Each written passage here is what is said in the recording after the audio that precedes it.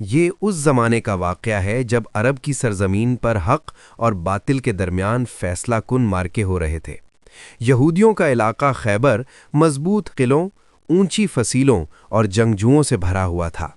ان قلعوں میں سب سے زیادہ خطرناک اور مضبوط قلعہ قموس کہلاتا تھا، اور اس قلعے کا سردار ایک نامی گرامی جنگجو مرہب تھا۔ مرہب اپنی طاقت، بہادری اور جنگی مہارت پر بڑا گھمنڈ کرتا تھا۔ وہ لوہے کی موٹی زرہ پہنتا، سر پر فولادی خود رکھتا اور تلوار ہاتھ میں لے کر میدان میں اترتا تو بڑے بڑے پہلوانوں کے قدم لڑکھڑا جاتے۔ غزوہ خیبر کے دن بھی وہ قلعے سے نکلا اور غرور سے بھرپور آواز میں للکارا، خیبر جانتا ہے کہ میں مرہب ہوں، میں آزمودہ جنگجو ہوں، ہتھیاروں سے لیس ہوں۔ اس کی آواز قلعوں سے ٹکرا کر گونجنے لگی۔ مسلمانوں کی صفوں میں خاموشی چھا گئی۔ کچھ بہادر مقابلے کے لیے بڑھے، مگر مرہب کی سختی اور وار کی تیزی دیکھ کر پیچھے ہٹ گئے۔ یہ ایک مشکل گھڑی تھی۔ اسی موقع پر رسول اکرم صلی اللہ علیہ وسلم نے صحابہ کی طرف دیکھا اور فرمایا، کل میں علم اس شخص کے ہاتھ میں دوں گا جو اللہ اور اس کے رسول سے محبت کرتا ہے، اور اللہ اور اس کا رسول بھی اس سے محبت کرتے ہیں۔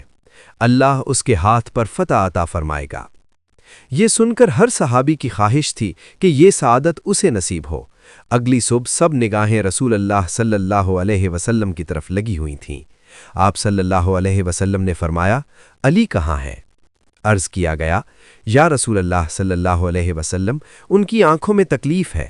آپ صلی اللہ علیہ وسلم نے حضرت علی کو بلایا، اپنا مبارک لعاب دہن ان کی آنکھوں پر لگایا۔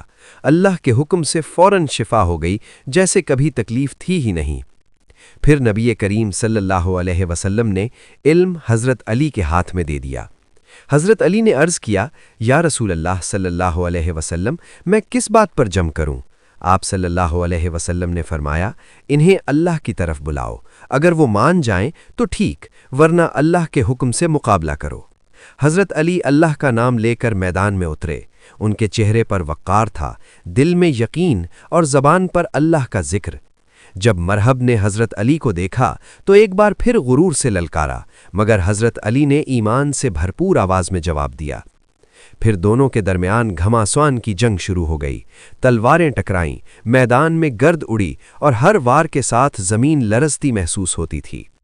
مرہب پوری طاقت سے حملہ کرتا، مگر حضرت علی ہر وار کو مہارت سے روکتے۔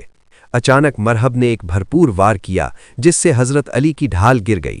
میدان میں ایک لمحے کے لیے سناٹا چھا گیا، لیکن حضرت علی نے نہ گھبراتے ہوئے قلعے کے دروازے کا ایک حصہ اکھاڑ لیا اور اسے ڈھال بنا لیا۔ یہ منظر دیکھ کر سب حیران رہ گئے۔ پھر وہ فیصلہ کن لمحہ آیا۔ حضرت علی نے اللہ پر مکمل بھروسہ کرتے ہوئے پوری قوت سے تلوار کا وار کیا۔